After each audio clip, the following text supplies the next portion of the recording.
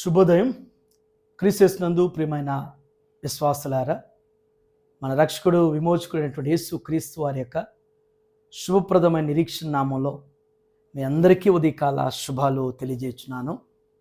దేవుని యొక్క కృపలో ఈ వీక్ అంతా దేవుడు మన పనుల్లో, మన ప్రయాణాల్లో, మన బాధ్యతల్లో మన ప్రభు మనకు వెన్నంటుండి మరి ఈ వీక్ లాస్ట్ డేలో దేవుడు మనల్ని ప్రవేశపెట్టి ఈ ఉదయం దేవుని స్వరమైనటువంటి భాగ్యం మనందరికీ అనుగ్రహించినందులకు దేవునికి మనం ఎంతగానో కృతజ్ఞమై స్తుతులు చెల్లించాల్సిన వారిగా ఉన్నాం. ఏప్రిల్ 4th మరి దేవుని యొక్క వాక్యం టిఎల్సి అనుదిన ఆహారం ద్వారా దేవుడు బలపరచడానికి ఈ తరుణం మనకు అనుగ్రహించున్నారు. ఇది యొక్క లేఖనాన్ని మనం జ్ఞాపకం చేసుకున్నాం. ప్రకటన గ్రంథం 3వ అధ్యాయం 10వ వచనాన్ని చదువుకున్నాం. నీవు నా ఓర్పు విషయమైన వాక్యమును గైకొంటివి గనుక భూనివాసులను శోధించుటకు లోకమంతటి మీదికి రాబో శోధన కాలములో నేను నిన్ను కాపాడేదను. దేవుని బిడ్డలారా, దేవుడి ఉదయకాల సమయంలో శ్రేష్టమైనటువంటి తలంపులు ఈ భాగంలో నుంచి మనకి జ్ఞాపకం చేస్తున్నారు. ఈ భాగంలో 2 తలంపులు మనం జ్ఞాపకం చేసుకున్నాం. మొదటి తలంపు ఏంటంటే వాక్యమును గైకొనిటివి గనుక.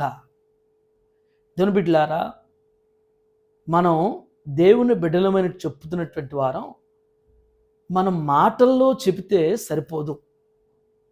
నేను దేవుని సేవకుడినో లేకపోతే నేను దేవుని యొక్క బిడ్డననో విశ్వాసిననో అని చెప్తున్నామంటే ఇవి మాటలు బట్టి నీవు దేవుని బిడ్డవి అని చెప్పుకుంటే సరిపోదు. మన క్రియలు సాక్ష్యమిస్తాయి. ఎవరైతే దేవుని యందు భయభక్తులు కలిగుండి వాక్యానుసారంగా నడిచేటువంటి వారు, యేసుప్రభు వారు కూడా జ్ఞాపకం చేశారు, ఈ నా మాట విని వాటి చొప్పున చేసే ప్రతివాడు బండ మీద తన ఇల్లు కడతాడు అని చెప్పాడు. అంటే ఎవరైతే తన సొంత చిత్తం కంటే కూడా తన యొక్క మనసుకు నచ్చినట్టు కంటే కూడా దేవుని చిత్తం ఏంటో, దేవుని వాక్యం ఏం చెప్తుందో, దేవుని మాట ఏదైతే చెప్పిందో దాని ప్రకారం వారి జీవితాలు కట్టబడతాయి. వారి ఉద్దేశాలు ఉంటాయి, వారి పనులు ఉంటాయి, వారి ఆలోచనలు ఉంటాయి, వారి నిర్ణయాలు వాక్యానికి అనుగుణంగా ఉంటాయి. వాక్యానికి వ్యతిరేకంగా ఉన్నవారు వారి విశ్వాసులు కారు. వాక్యాన్ని ప్రక్కన పెట్టినటువంటి వారు వారు దేవుని బిడ్డలు కాదు. అందుకని ఇక్కడ రాస్తున్నారు, నా వాక్యమును గైకొంటివి గనుక అంటున్నారు. నీవు నా వాక్యాన్ని గైకొన్నావు, వాక్య ప్రకారం నువ్వు జీవించావు. గమనించండి దేవుని బిడ్డలారా, ఎందరైతే వాక్యాన్ని గైకొని జీవించారో వారి జీవితాలు ఎలా ఉన్నాయో నోవాహు దగ్గరని చూడండి.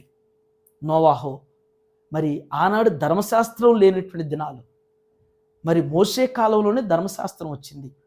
మోషేకి ముందున్నటువంటి కాలంలో ధర్మశాస్త్రం లేకపోయినా వారు మరి మనోధర్మశాస్త్రం ఉన్నట్లుగా మనస్సాక్షికి భయపడి లోబడి జీవించారు. దేవుని మాట ప్రకారం దేవుడు చెప్తున్నట్లుగానే మరి నోవాహు కానీ, అబ్రహాము కానీ, ఇస్సాకు కానీ, యాకోబు కానీ, మరి వారందరూ కూడా యోసేపు వరకి వారందరూ ఎలా జీవించారో, వారి కాలువలు ఏ విధంగా వారు జీవితాలు కొనసాగించబడ్డాయో జ్ఞాపకం చేయబడుతున్నాయి. ఈ ఉదయకాల సమయంలో వాక్యాన్ని మన చేతికి ఇవ్వబడింది. వారు చెప్పింది, వీరు చెప్పింది కల్పనా కథలు, లేకపోతే ఎవరెవరో చెప్పినటువంటి మనుషులు కల్పించిన కల్పనా కథలు, దురద చెవులు కలిగినటువంటి వారు అయి ఉన్నారంట మనుషులు. వారు పితృపరమైనటువంటి ఆచార వ్యర్థ ప్రవర్తనని విడిచిపెట్టండి. ఆ బ్రదర్, ఈ సిస్టర్, ఆ సిస్టర్ వారిలాగా, ఆ బ్రదర్ ఇలా, ఆ పాస్టర్ గారు ఇలా, మేము చెప్పిన కంటే కూడా వాక్యాన్ని ఆధారపడాలి, వాక్య ప్రకారం జీవించాలి, వాక్య ప్రకారం చేయాలి. ఆనాడు పౌలు పరిచర్యలో బెరాయ సంఘం ఎలా ఉందో చూస్తున్నాం కదా, ఆదిమ సంఘం ఎలా చేసిందో చూసాం కదా. మరి ఈనేడు మనం ఎలా ఉంటున్నామో, వాక్యాన్ని గైకున్నటువంటి వారు నిలబడతారు. సంఘంగాని అంటే ఫలానా సంఘం, ఆ సంఘం, ఈ సంఘం, ఆ సేవకుడు, ఈ సేవకుడు అనేటువంటిది ఉండదు అక్కడ.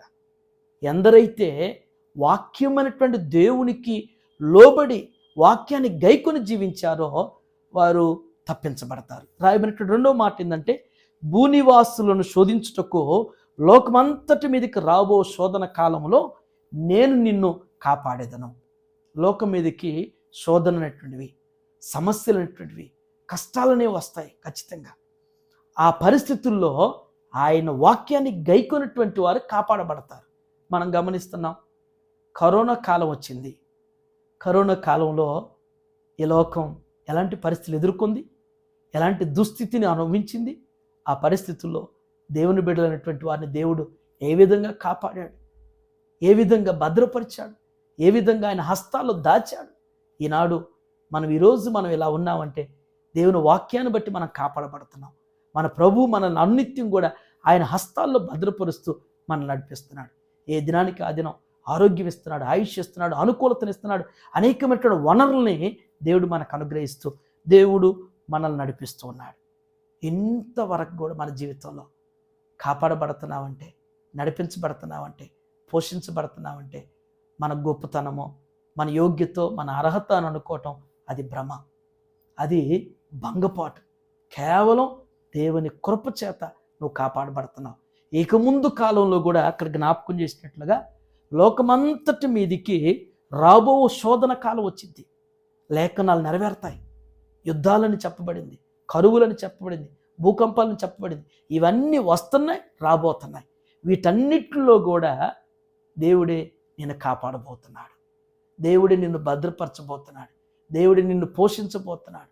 దేవుడే నిన్ను సంరక్షించబోతున్నాడు. ఎప్పుడు అంటే ఆయన వాక్యాన్ని గైకొన్నప్పుడు, వాక్య ప్రకారం నువ్వు జీవించుతున్నప్పుడు దేవుడు అలాంటి శోధన కాలంలో, అలాంటి సమస్యల పరిస్థితుల్లో, అలాంటి క్షామకాలంలో క్షేమాన్ని అనుగ్రహించేటువంటి దేవుడు.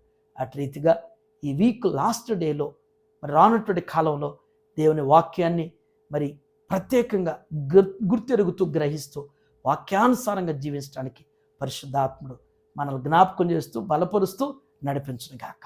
ఆమేన్.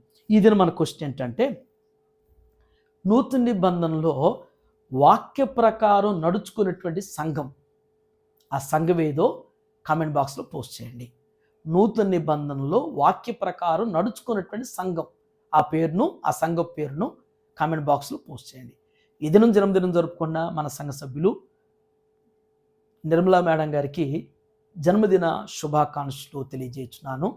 సామెతలు 9:11 ప్రకారం, నా వలన నీకు దీర్ఘాయువును, నీవు జీవించు సంవత్సరాలు అధికమవుతాన్ని సెలవిచ్చినట్లుగా మేడం గారికి దేవుడు ఇలాంటి దయాకిరీటాలు ఇంకనేకం అనుగ్రహిస్తూ, వారికి మంచి ఆరోగ్యం, ఆయుష్ను అనుగ్రహిస్తూ, నిండు వృద్ధాప్యం వరకు కూడా దేవుడు చేపట్టుకుని నడిపిస్తూ వారిని, వారి బిడ్డల్ని, వారి కుటుంబాన్ని ఆస్వాదించు అభివృద్ధిపరచునుగాక.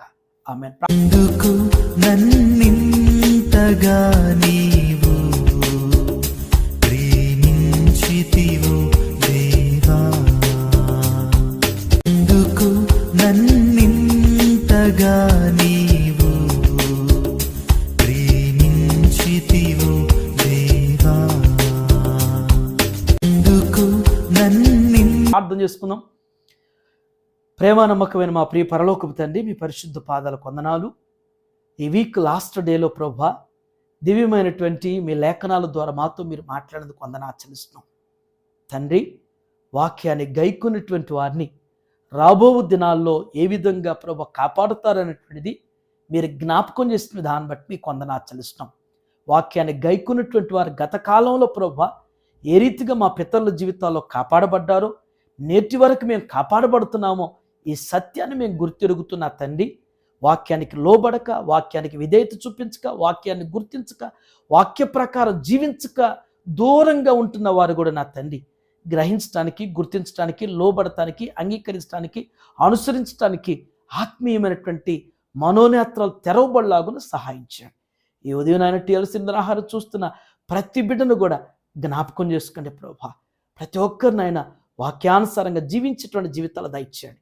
ఆచారాలు, అలవాట్లు ప్రభు ప్రక్కన పెట్టేసిన ఆయన అయ్యా, కట్టుబాట్లు అని చెప్పేసి పితృపరపరమైనటువంటి ఆచార వ్యర్థ ప్రవర్తనలు విడిచిపెట్టిన ఆయన, మనుషుల యొక్క మెప్పు కొరకు, మనుషుల యొక్క అయా ప్రశంస కొరకు నా తను మేము జీవించక నా తండ్రి అయా విమర్శించేవారుగా, నిందించుకునేటువంటి వారుగా అయ్యా అలాంటి స్థితి కాకుండా నా తండ్రి వాక్య ప్రకారం నడిచేటువంటి జీవితాలు కలిగి ఉన్నట్టుకు మీ కృప దయచేయండి తండ్రి. మా జీవితాలకు ప్రభువా మీరు అనుగ్రహించబోతున్న రేపటి దినాన్ని బట్టి కూడా మీకు వందనాలు చెల్లిస్తున్నాను తండ్రి. పునరుద్ధానం అనేటువంటిది నాయన క్రైస్తవ నిరీక్షణ ప్రభా. ఆ నిరీక్షణ కొరకు సిద్ధపడగలిగినటువంటి వారుగా ముందుకు సాగేటువంటి కృపలు నడిపించండి. రానటువంటి దినాల్లో కూడా నాయన సిద్ధం చేసిన మేలు చేత మీ బిడ్డలు నడిపించబట్టు సహాయం చేయండి. ఈ దినం జన్మదినం జరుపుకున్నటువంటి అయ్యా మరి నిర్మలా మేడం గారిని బట్టి ప్రత్యేక మీకు వందనాలు. మీ దాస్తులకు ఇచ్చిన దయాకిరీటను బట్టి స్తుతిస్తున్నాం ప్రభా. ఇలాంటి బర్త్డేస్ వారి జీవితంలో ఇంకా అనేకం జరుపుకుంటున్నాయన మీ కృపలో దీవించబట్టడానికి వారికి మంచి ఆరోగ్యాన్ని ఆయుష్ను అనుగ్రహించి బలపరచండి. ఇచ్చినటువంటి బిడ్డలను వారి కుటుంబాలు మీరు దీవించండి. ఆర్థికంగా ఆత్మీయంగా ఇంకెక్కువగా అభివృద్ధిపరిచి ఆస్వాదించి మీకు సాక్షులుగా నడిపించమని యేసు క్రీస్తు వారి యొక్క ఉన్నత నామంలో స్తుతించి ప్రార్థించి వేడుకొనుచున్నాం తండ్రి. ఆమేన్. God bless you all.